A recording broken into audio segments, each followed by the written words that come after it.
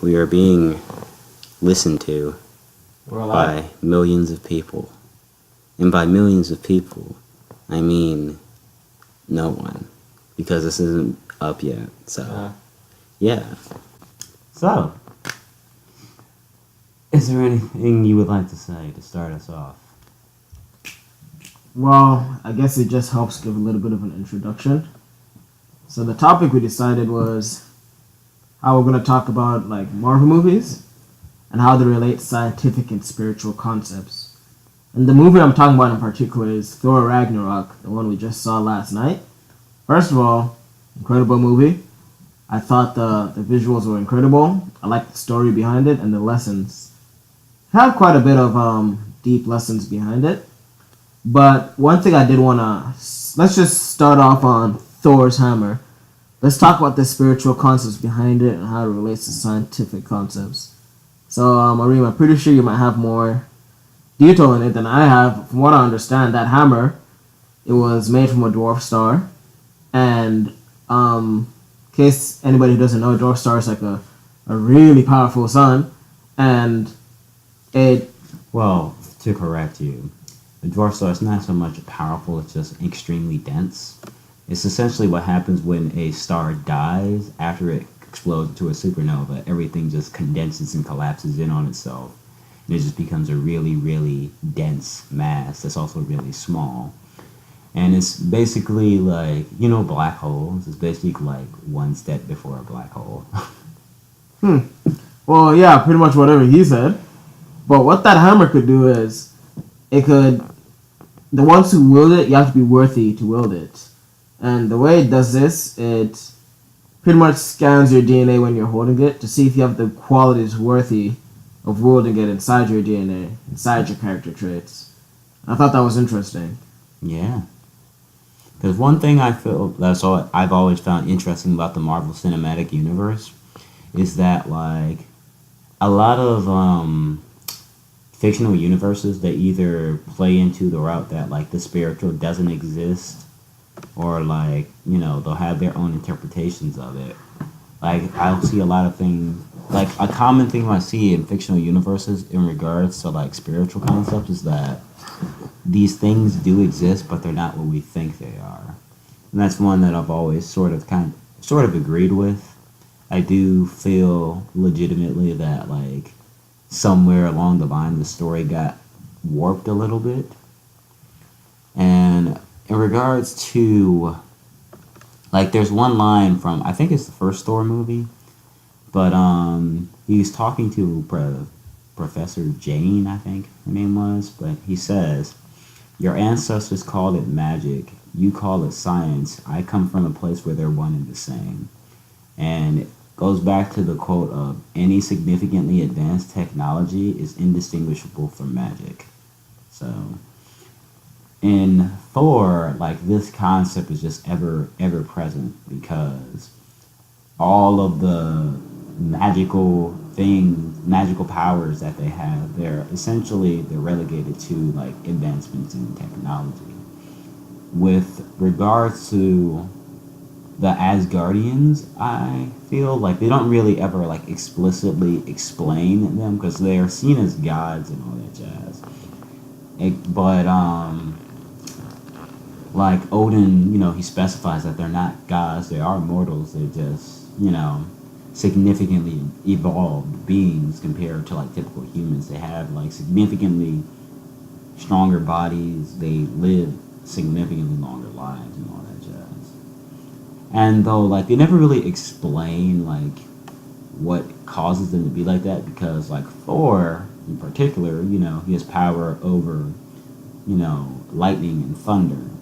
But it's never really explained, like, what technological advancement is behind this. Like, it could be argued that it's just, like, a genetic mutation that come from, like, the royal family's bloodline or whatnot. Or maybe, like, they managed to alter their DNA and, things of that nature. But yeah, anything you want to Yeah, say? so I'm going to go to some famous psychologist, Carl Jung.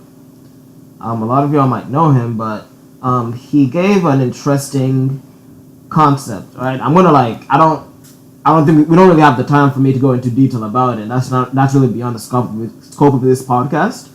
But pretty much, she was talking about the mature masculine and how they have different archetypes, what the mature masculine could represent. Now, one of the archetypes is called the magician. It's a man who uses knowledge and technology in order to make things happen. And speaking of knowledge and technology, where we're going, I thought that was interesting because you actually made me think of a quote from Leonardo da Vinci, which goes something like, if everybody knew how much work I put into my craft, then it wouldn't seem so magical.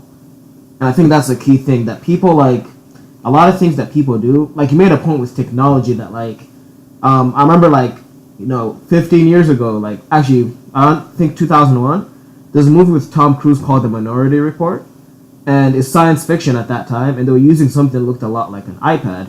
So in 2001, that's like, whoa, that's so cool, what's this, right? But now it's like, that's normal.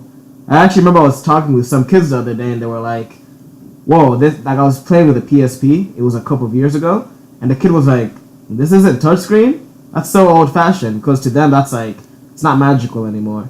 So I think that what you were saying about technology, like, literally being magical, literally being able to create, is, like, they definitely could be one and the same. Because when you think of ancient societies, a lot of times magicians would be like, like in ancient Egypt, for example, they would, entertain the pharaoh and do all these tricks. And then even in modern day, magicians use, like, what's the word I'm looking for?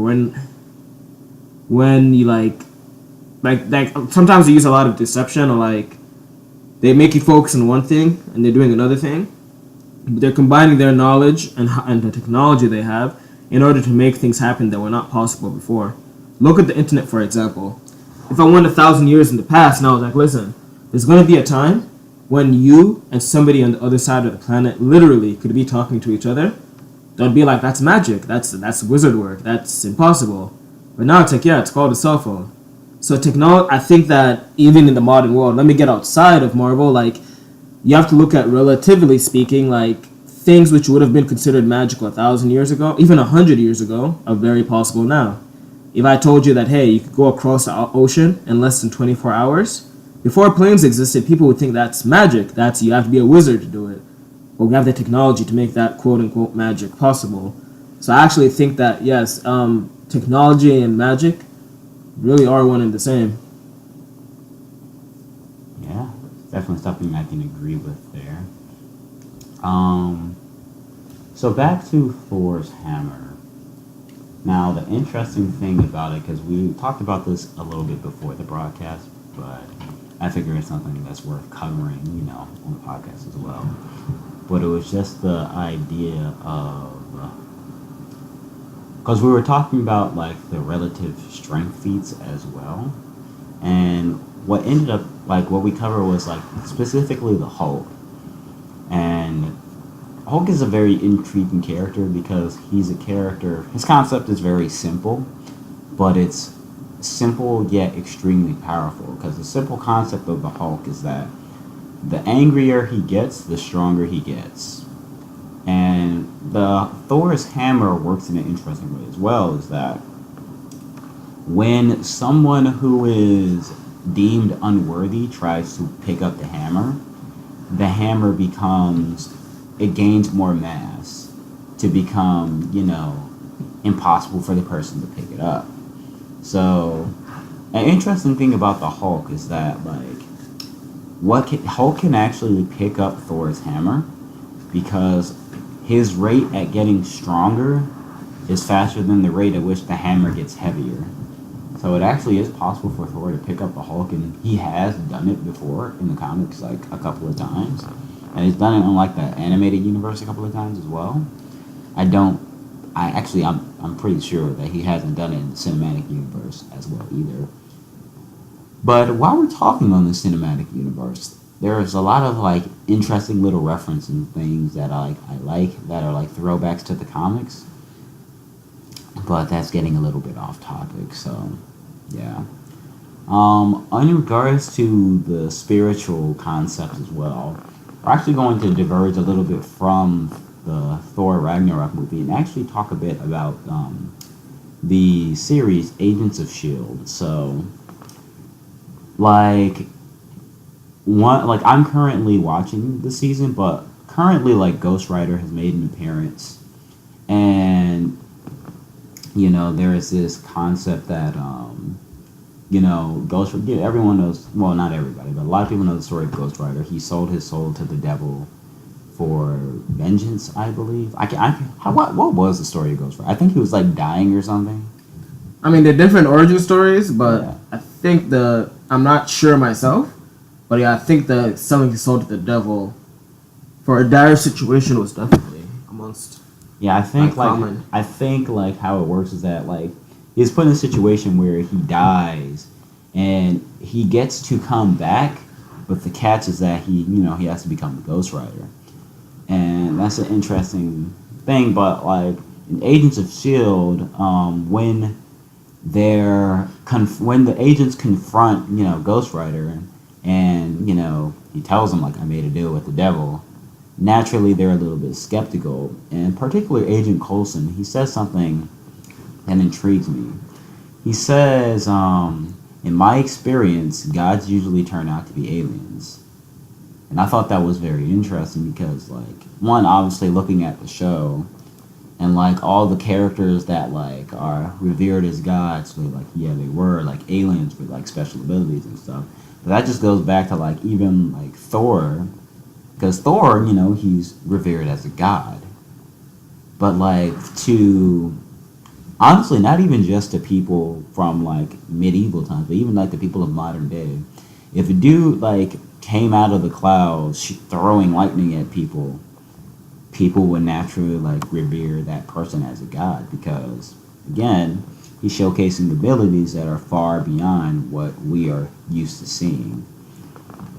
So if you were to say, like for example, let's say I had the ability to ride the wind or something, like if I had the ability to fly or something like that, and I told people that I gained this ability because, like, I talked to the wind god or something like that.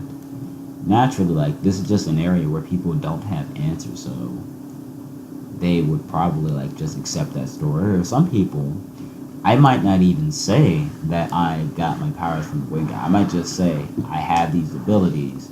And some people might just start calling me a wind god. And in my opinion, that's what I believe, like, happens often. Is that like scientific concepts, like when we see things in nature, people, they'll try to explain them in certain ways. And in regards to that, like I like to use my example of the bird, I love this one. But the way it goes is that there's these three individuals. They each see a bird fly past them. They see it flying through the sky, and then the three individuals decide to go to their respective communities and tell everyone about what they saw. And one individual, he sees it and he explains to them, and he tells them about this bird, and in the story he relays to them, he calls the bird Zeus. And he tells everyone about Zeus and what Zeus can do. And then another individual tells the same story, but instead of the name Zeus, he uses the name Yahweh. And then the third individual, once again telling the exact same story, with maybe there might be minor details between the story, but for all intents and purposes, they're the same story. The third individual uses the name Bird. Technically speaking, which one is right? Because the thing about language and communication is, it's like, what's the African word for bird? I'm not sure. But that's an interesting thing that you bring up languages. Yeah. So there, let's see. So you're talking about, so there are 2 points I want to bring up on that. The first thing is, so language is very interesting because we're pretty much using sound and our sense of hearing to make sense of what's around us. So, like, from an evolutionary perspective, you can think of, like, how language could have evolved is, like, we have our 5 senses, right? and that's how you interacted and interpreted the environment. Now think of back to like the caveman times, before technology was where it's at today, where we had our own homes. We had to literally survive in the wild with other animals. So our emotions played a very big part in us surviving, because our emotions are directly linked to our memories. The stronger the emotional association, the stronger the memory will stick in your mind. And that's important because, for example, let's say you see something. If you see an animal kill your father in front of you, that's going to leave you emotionally scarred for life, so that you never forget what that animal looked like. Because you needed to remember what it looked like, so that when you see it, you know that it's a threat. You also, likewise, if you heard a lion roar, if a lion roar meant that your entire family was eaten 25 years ago, you have to remember what that roar sounded like, even if you didn't hear it for 25 years, because you don't want that emotional experience to happen again. So our emotions are linked to our memories in order for us to remember things which are relevant to us. And I think going to that concept, that's interesting with languages, because we evolved to associate sounds with things. So an example, I was listening to Tony Robbins. He was saying that the people, the Eskimo people, they have like over 10 different words to describe snow, right? And snow to them is important because there's snow to build an igloo, there's snow to do different things. It might be like, I don't know what they really use snow for. I know there's like icicles, there's different types of snow, and they have so many ways of saying the word snow in their language, because that's very emotionally relevant to them. Now, I grew up in Atlanta, and my family's from Uganda, so we only have one word for snow. As a matter of fact, I don't even think Uganda has even a word for snow, because it never snows over there. So when I think of that, it's like words and language, the way how you say things is very relevant to the society you're in, the way you describe things. Now, I said there was going to be a second point. Now, I was reading a book recently. I'm still reading it. I'm not yet done, but it's very interesting. It's called Third Circle Theory. Now, Third Circle Theory brings up a very interesting point, because it was talking about common sense. And you know, people all the time are like, oh man, you know, this guy has common sense, or nobody has common sense, or I got common sense, you know, use your common sense. You hear these words all the time, but you actually have to, let's break down that word in the English language. Common, as in appearing widely in a certain, like relatively in a certain aspect or area, and then sense, like your ability to feel or interpret the environment through like intuition, and like less rational and more like emotional and intuitive ways and sensing ways. So if it's common sense, that means in the entire human population, just like how we don't have a common language, a common race, a common culture, common geography, we don't have like any of those in common. So likewise, what's considered common sense is also relative to the group that you're in. A perfect example is like, if you are, let me think of an example. If you grew up in a poor household, for example, I could imagine that you're supposed to just have that sense of when you should and shouldn't ask for something. I could imagine that you should have that sense of what your contribution should be. And it's going to be different. If you grew up in a household where your parents were able to pay for all the bills and provide for everything, then your common sense of what you can ask your parents for and what you could do is going to be very different from that person who grew up in a single parent household with several other siblings. And likewise, your common sense in a society will be different on several factors, like whether it's status, age, sex, and I'm not saying whether it's right or wrong, but what the sense you're supposed to have in a certain society that should be common to you, because you're part of that group, will vary depending on the society. And that's very important, because when you brought up the idea of the bird, you said that they went back to their respective homes and described what I would call a bird differently. But they described it based on their common sense with those people. You know, me, I'm a big science geek, and if I meet another science geek, I could use terms like neuroplasticity and neuroscience and neurons and synapses and, you know, electrochemical signals and metabolic typing, and they know exactly what I'm talking about. I don't even have to explain it. But I can't go to somebody who doesn't know anything about science and start talking about that, because we don't have that sense in common of the concept I'm talking about. So I'd have to interpret it to them differently. And this is part of the reasons why I do like understand, not really actually not, yeah, learning different languages, because it helps me understand the different senses human beings have created and how they chose to interpret it verbally and how it relates to their society. And actually, I think learning a language is probably the quickest way to understand a society, whether it's your own society or one that's different from your own. So I think your example, what's really in there, lurking in there, is different perceptions and definitions of common sense in those societies, which would cause three people to see the same exact phenomena, but describe it differently depending on the group of people they're going to. And I think for not just leaders, but people in general, but especially leaders, it's important to understand this concept of common sense for two reasons. One, you want to learn how you can go inside yourself and like see things outside yourself, but also see like the part that you play. Because if you just focus on the aspect of society which you were taught growing up, then if you only focus on what you were taught growing up, then I think the thing is like you won't be able to get outside your perspective. But if you learn what's common in the sense of different groups of people, then that will help you understand better. So I think that's what I wanted to expand it in terms of that story about the three birds. Okay. I'll take a call just for a second here. So just give me a moment. All right, so I think it's about time to go ahead and wrap this up. So, yeah.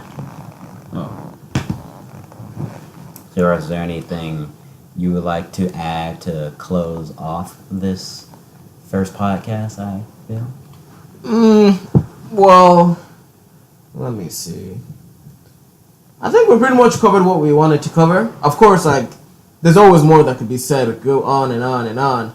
But I think what we really drive home was that perception is very important to consider in whatever you do.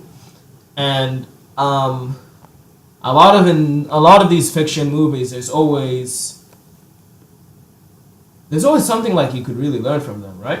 Yeah. And I'm just looking forward to, like, I think we're in an age where, superheroes are really being remembered more, or like, maybe not remembered, but more like there's a lot more media centered around it. But a lot of this media combines scientific concepts, so it's more than just, a children's cartoon to inspire children. It actually has, deep meanings behind it. And we could go on and on, but I'm looking forward to Justice League coming out. And for all of you who know, Art of Inception will be bringing you more good content. The website is already up. It has a Get Early Access button. I'll be releasing my ebook soon, and you're going to be one of the first to get it. So just go to www.artofinception.com. And over there, you could also follow us on our social media handles. They should all be on the website. We got a Facebook page, a Snapchat you could follow, a Twitter account, an Instagram account, and a YouTube account. And that's all going to be on the front page as soon as you visit the website. So go ahead and visit the website, and more good content will be coming out to you. That's all on my end. Alrighty, well, thanks to everyone who decided to participate and be a part of this first broadcast. Well, yeah, that'll be it. Take care, everybody.